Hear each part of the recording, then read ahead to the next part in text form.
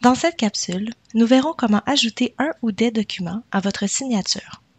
Une fois la signature créée, nommée et liée à une transaction, si c'est le cas, vous vous retrouvez devant cette interface. Deux façons existent pour ajouter un ou des documents à votre signature. La première façon de faire est simplement de cliquer sur le bouton du milieu « Ajouter un document ou un formulaire ».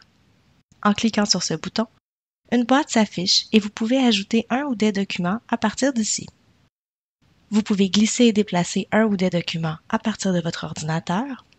Vous pouvez aussi cliquer sur le menu déroulant « Ajouter des documents à partir » et téléverser des documents à partir de votre ordinateur, à partir de Google Drive, Dropbox, OneDrive ou Box, ou encore, vous pouvez transférer des documents par courriel en utilisant l'adresse électronique fournie ici. Toujours pour ajouter un document ou un formulaire, vous pouvez sélectionner des formulaires se trouvant dans vos transactions en sélectionnant l'onglet « Mes fichiers ». Cliquez ensuite sur « Formulaire individuel », puis sur « Formulaire d'une transaction », puis sélectionnez la transaction où se trouve le ou les documents.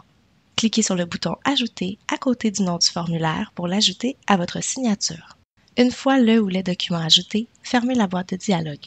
L'autre façon d'ajouter un ou des documents à votre signature est de cliquer sur l'option « Doc » dans le menu de droite. Ensuite, cliquez sur le bouton « Ajouter un document ou un formulaire ».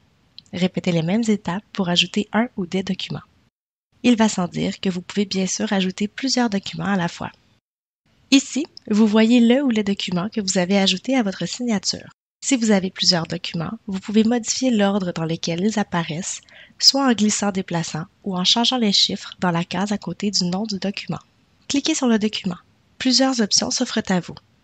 Vous pouvez remplacer le fichier si désiré. Vous pouvez aussi supprimer le fichier. Vous pouvez apposer une mise en page au document en sélectionnant une mise en page dans le menu déroulant mis à votre disposition. Toutes les mises en page du système vous sont disponibles. Si vous utilisez les listes de contrôle dans vos transactions, vous pouvez lier le document à une liste de contrôle.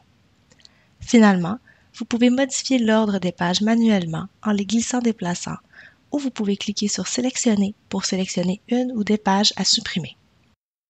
Une fois vos changements apportés, cliquez sur « Sauvegarder ».